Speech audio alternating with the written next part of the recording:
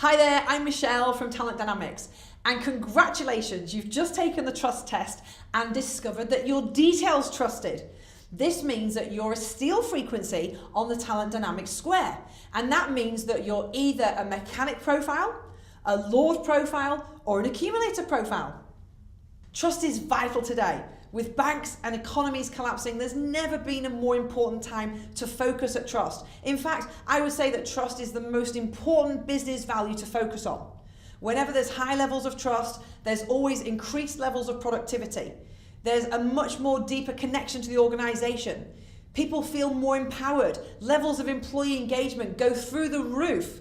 And in fact, people start to have a lot more fun. And of course, the most important thing is there's always much better business results. In the next few minutes, I'm going to be explaining your trust test results and going through what this means for you specifically, how you can focus your time, what are the specific activities that you should get involved in to continue to raise the levels of trust that others have in you so you can have more fun and you can get much better results too. You're going to find that customers, stakeholders, staff, clients, they always trust you in the area where you already deliver the most value.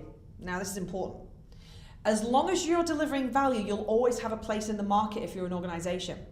As an employee, as long as you're delivering value, you'll always have a place in that organization. The more value that you deliver, the greater the place you have in the market or the business.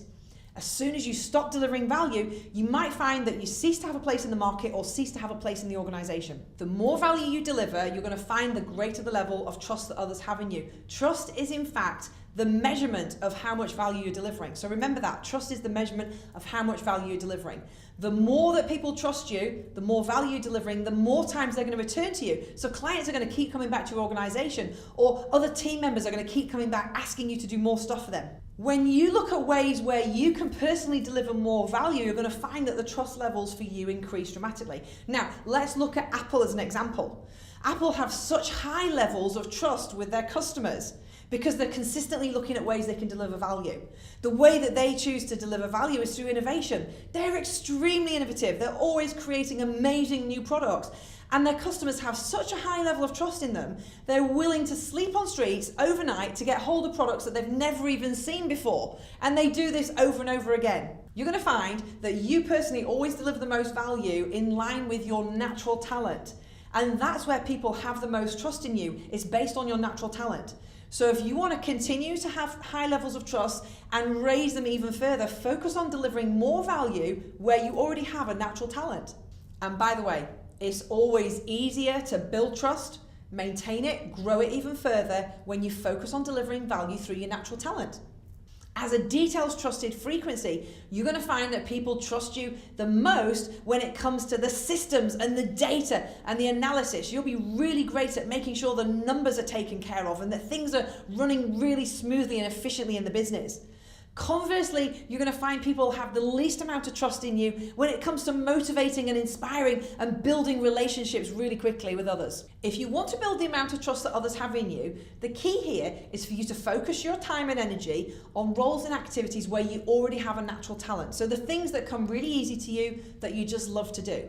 Conversely, try and spend as little time as possible on the tasks and activities that don't come so natural to you, because you're going to find that you have a much lower level of trust from other people in those areas. Now, I personally suggest you look to find 80 to 90% of your time that you can focus on working on those areas where you already are able to deliver the most value, your natural talent. Find other team members to support you in the areas that aren't your natural talent. The people who have the opposite frequency to you, because that's where they're going to find it really easy to build trust. You can support them and they can support you. Now, if you want to increase your trust scores, do what I said before. Focus at your natural talent. It's where you deliver the most value. It's where people already have the highest level of trust in you. Do it consistently and do it better each time. That's what's going to make your trust scores go up. So here's my golden rules for building trust. Number one, first of all, commit to where you know you already can deliver value, something that's your natural talent. Number two, go out and do that. Do exactly what you said you were going to do and do it really well. Number three, do those two things over and over again. Be consistent, focus on getting it better every single time. So continue to do those three things consistently and you're going to find your trust scores keep going up. But how do you even know in the first place what your trust scores are? Well, we've got some pretty sophisticated tools for measuring trust, but I'm going to share with you something practical that you can already start doing. Go and ask your colleagues or your customers for some feedback. And you might want to ask them for feedback in some specific areas where you can measure where are you most or least trusted. So find out, do they think that you score high on innovation? Are you very creative? Do they find that you score high on people? Are you good at inspiring and motivating others? Do they find that you score high on service? Are you great at timing and delivery to other people? Or do they find that you score high on details? Are you really good with the systems and the data and the information?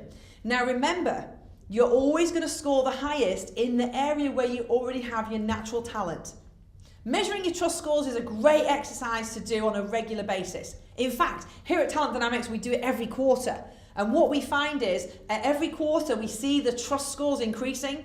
We see that in relation to people's personal performance levels, and we also see that in relation to business performance and results as well. So now you know much more about your trust test results and practical ways that you can start to increase the level of trust that others have in you. Over the next few days, we're going to send you some more information, some more practical tools as well. So do look out for those coming to your inbox.